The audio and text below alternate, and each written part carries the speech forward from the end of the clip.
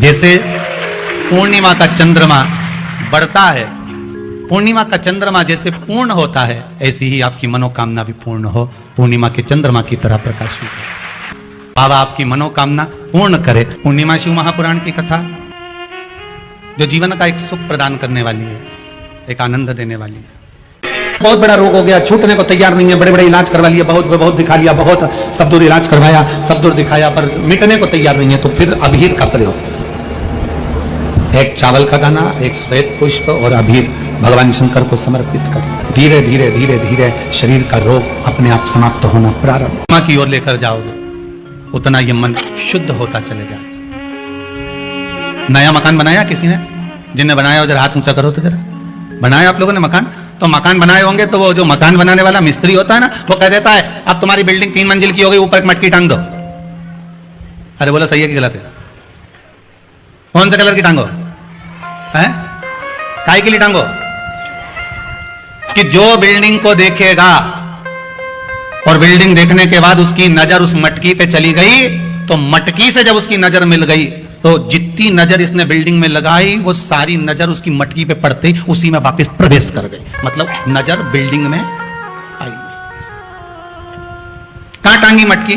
पीछे, right left, कहां टांगी? बिल्कुल आगे।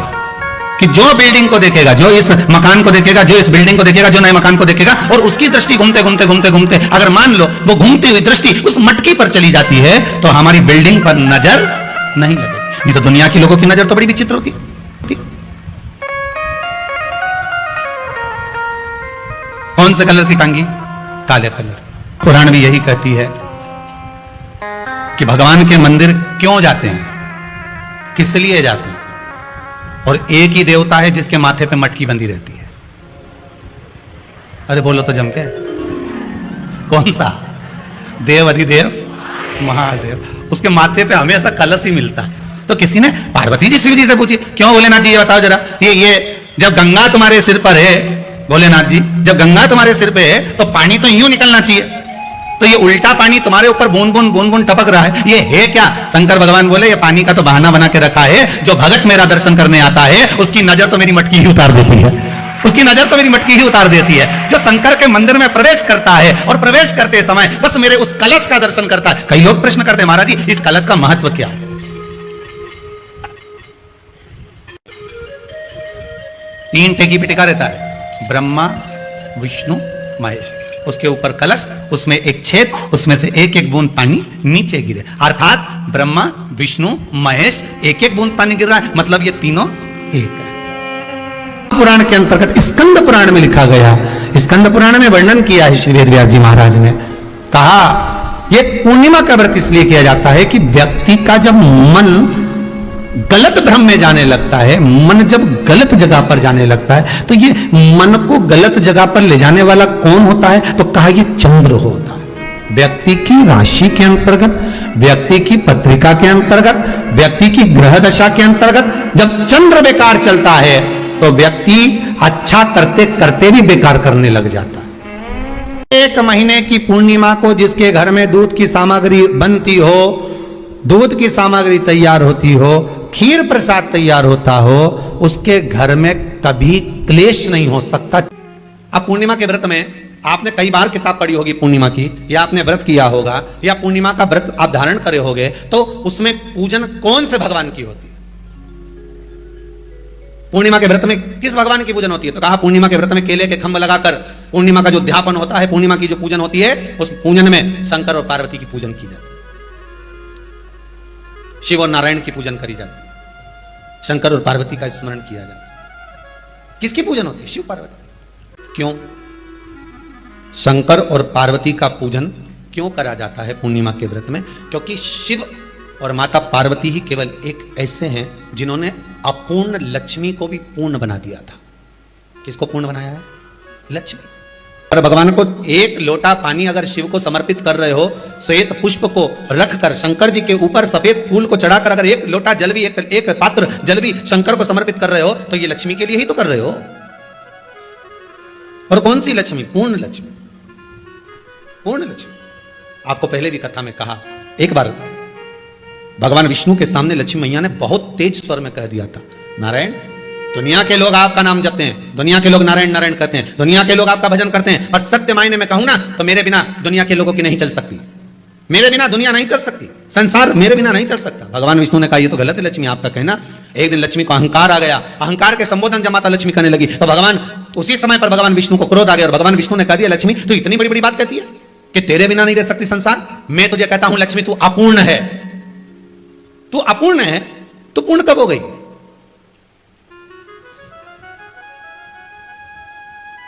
तेरी पूर्णता कहां हो गई? लक्ष्मी की आंख से आंसू बहने लगे। आज आपने मुझे अपूर्ण कहा है, आपको मालूम है आप मुझे अपूर्ण कर रहे हो? आपको यह ज्ञात हो रहा है आप मुझे अपूर्ण कर रहे हो? भगवान कहते हैं हाँ लक्ष्मी, मैंने तुझे अपूर्ण कहा है। अपूर्णता का मतलब आप जानते हो ना? भगवान कहते हैं लक्ष्मी मैं सब जानता हूं। लक्ष्मी रोती हुई माता सरस्वती के पास पहुंच गई। सरस्वती ने पूछा क्या बात है लक्ष्मी, क्यों रो रही हो? लक्ष्मी जी ने कहा क्या बताऊं सखी, मेरे पति ने आज मुझे अपूर्ण कर दिया। क्या हुआ? माता सरस्वती जी बोली लक्ष्मी को अपूर्ण कर दिया। अपूर्ण कर दिया? हाँ, तो क्या सोचना उसके लिए, इसको मैं अभी पूर्ण बना देती हूं। माता जगतजननी पार्वती ने गोदी में विराजमान गणेश जी को उठाया और उठाकर लक्ष्मी जी की गोद में दे दिया। ले लक्ष्मी, आज से तू पूर्ण हो गई। लक्ष्मी आज से तू पूर्ण है। गोदी में जब तक संतान नहीं है तो नारी को लोग अपूर्ण समझते हैं। और माता पार्वती जी ने संपूर्ण ब्रह्मांड में एक सिद्धता प्रदान कर दी कि अपने गोदी के लाल को, अपने गोदी के पुत्र को माता ने लक्ष्मी की गोद में देकर लक्ष्मी को पूर्ण बना दिया। पूर्णिमा के नारियों को, स्त्रियों को अखंड सौभाग्य के लिए जो नारी वैधव्य नहीं होना चाहती है उस नारी को पूर्णिमा के कितने व्रत करना चाहिए? जिस नारी के यहाँ संतान नहीं हो, औलाद नहीं हो, उसको पूर्णिमा के कितने व्रत करना चाहिए?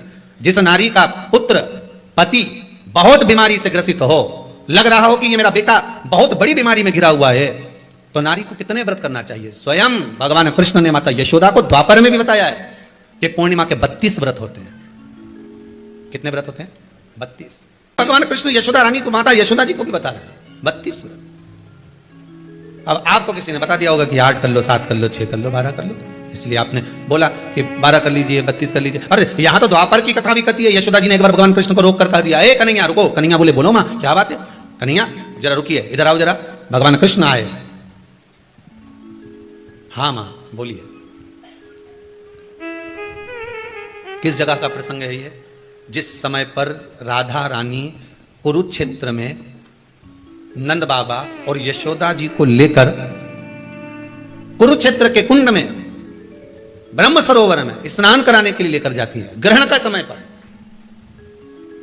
और जब भगवान कृष्ण उस कुरुक्षेत्र के उस सरोवर में स्नान करने आते हैं, तब यशोदा जी ने अपने लाला से प्रश्न किया है, पूछा है कि नारी वैधव्य होकर ना मरे, उसका पति कोई रोग से ग्रसित ना हो, उसका पुत्र किसी रोग में ना पड़े। अरे भाई कितना सुंदर संवाद लिखा है। अगर किसी माता का पुत्र मान लो किसी नशे में डूबा हुआ है, कोई नशा कर रहा है और गलत नशा है, आपको लग रहा है कि ये नशे में डूबा हुआ है, आपको लग रहा है कि ये गलत जगह पर डूब गया है, आपको लग रहा है कि मद्यपान में, मांसाहार में या अधिक गांजा आदि का जो भी नशे होते हैं, जितने भी नशे, उसमें डूब चुका है। और माँ उसको समझा रही है तू नशे में मत डूब, तू इस काम को मत कर, तू ये गलत कर्म मत कर। माँ उसको समझा कर हार गई।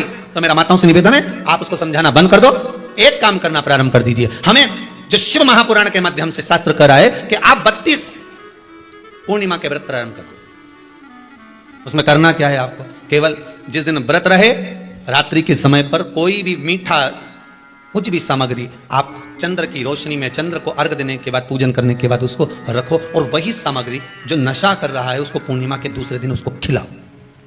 आप धीरे धीरे खिलाना चालू करेंगे, जिस नशे में वो डूबा हुआ है उस नशे से वो छूटना प्रारंभ हो जाएगा। 2 पूर्णिमा व्रत करके तो देखो, तीसरे में तुम्हें जरूरत ही नहीं, धीरे धीरे आप रुक, वो छूटना प्रारंभ हो जाएगा। स्वयं भगवान कर रहे हैं। यशोदा मैया ने कन्हैया को रोक लिया कुरुक्षेत्र के उस मैदान में, और भगवान कृष्ण का दर्शन माता यशोदा जी करी। बहुत दिनों के बाद माँ को, आज माता यशोदा को लाला का दर्शन हुआ, बहुत समय के बाद, जाने के बाद, बहुत समय। पीपल का एक पत्ता, उस पत्ते पर थोड़ा सा चावल, थोड़ा सा चावल। पूर्णिमा की रात्रि को अपने हाथ में लेकर अपने नयनों से लगाकर शरीर पर से स्वयं उतारकर उसको दरवाजे के पास रख दीजिए। पूर्णिमा की रात्रि को पूर्ण होने पर उस चावल को दूसरे दिन सूंघ कर बहते हुए पानी में डाल दीजिए। महाराज कितने भी रोग से ग्रसित हो गए, पीपल का एक पत्ता 52,000 ब्राह्मण की साक्षी कराता है। महाराज बहुत ध्यान देना, पीपल के वृक्ष में स्वयं नारायण का, मेरे कृष्ण का वास है। स्वयं भगवान गीता के अंतर्गत कहते हैं कि मैं पीपल का वृक्ष। भगवान से कोई पूछे, शिव के भगत से कोई पूछे कि पूजन की थाली में, पहले के समय में लोग पूजन करने जाते थे तो क्या पूजन की सामग्री में साहित्य कम रह जाता था? हाँ, उसका कारण क्या था? भगवान कहते हैं कारण केवल एक है, मैं खुद पूजन की थाली में, भगवान विष्णु ने संकल्प लिया था कि 108 कमल के पुष्प भगवान शंकर को समर्पित करूंगा।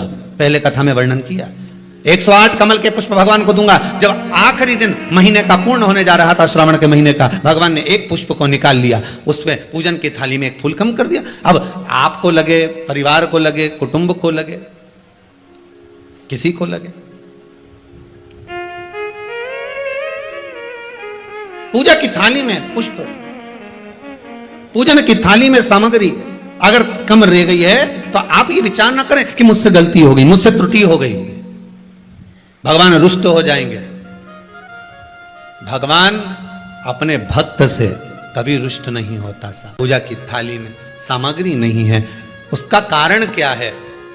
भगवान शंकर की कथा कहती है, जिस दिन पूजन करने बैठे जान कर कोई सामग्री मत छोड़कर जाना, नहीं तो तुम लोग हंसी खेल में कि चलो ये मत ले जाओ, नहीं, आप पूरी सामग्री जमा, और कोई सामग्री आप भूल गए हो तो समझ लेना कि भगवान आपके दरवाजे पर आने के लिए बेकरार हैं, भगवान आपके दरवाजे पर आना चाहते हैं। अगर कोई सामग्री छूट गई है, कोई सामग्री रह गई है, जान कर हमको नहीं, जैसे श्रीफल जो हम भगवान के मंदिर में तोड़ते हैं, फोड़ते हैं, माता जी के सामने हमने नारियल फोड़ा, नारियल अच्छा निकल गया, भगवान ने स्वीकार करा ना करा, तो आपने थोड़ी सी चिटक निकाल कर भगवान को चढ़ाई, बाकी का सब घर ले जाके चक्कू से निकाल के सब खा गए। और मान लो वही नारियल जो आपने भगवान को चढ़ाया, फोड़ा, और वह अंदर से खराब निकल गया, तो भगवान ने स्वीकार करा कि नहीं करा? शिव महापुराण की कथा कहती है, जो नारियल अंदर से बेकार निकल गया वो भगवान ने पूर्ण स्वीकार कर लिया, क्योंकि भगवान को मालूम है कि ये सड़ा हुआ नारियल तो चक्कू से निकाल के नहीं खाएगी, जब परिक्रमा लगाएगी तो मंदिर के पीछे पटक जाएगी। भगवान को मालूम है इस चीज का। अभिषेक कर रहे हो, जल चढ़ा रहे हो, दूध चढ़ा रहे हो, आप पंचामृत सामग्री समर्पित कर रहे हो, आप दुनिया की सारी वस्तु भगवान को दे रहे हो, तो घी चढ़ाते समय जब घी चढ़ जाए, शंकर के शिवलिंग पर घी चढ़ गया, उसकी एक उंगली लेकर शिव मंदिर में जहां शंकर जी पिंडी पर बैठे हैं, उस जलाधारी पर जो शिवलिंग रखा हुआ है, उसके चारों तरफ उस घृत को लगा देना चाहिए, अपनी कामना कर। महाराज शिव उसको स्वीकार करता है। जो अभिषेक आपने किया है वो अभिषेक का फल भगवान भोलेनाथ कुछ ही दिन में प्रदान कर देते हैं, मात्र उंगली फेर देने पर, घृत पात्र की उंगली। कई लोगों के मन में एक प्रश्न जागृत हो जाता है कभी कभी कि गुरुदेव, भगवान तो हमको नजर नहीं आता, भगवान हमको दिखता ही नहीं है। एक बात आपको पहले भी कहा, आज फिर कहते हैं, परमात्मा भले नजर ना आए पर उसकी परछाई आज भी नजर आती है।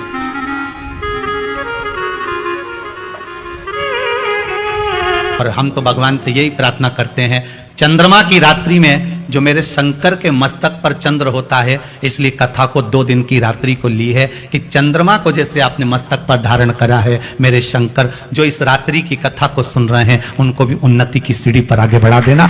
ये भी आने वाले समय में शिव महापुराण की कथा श्रवण करवाएं, जनमानस का कल्याण करवाएं, ऐसी कृपा कर देना भोलेनाथ, ऐसी करुणा।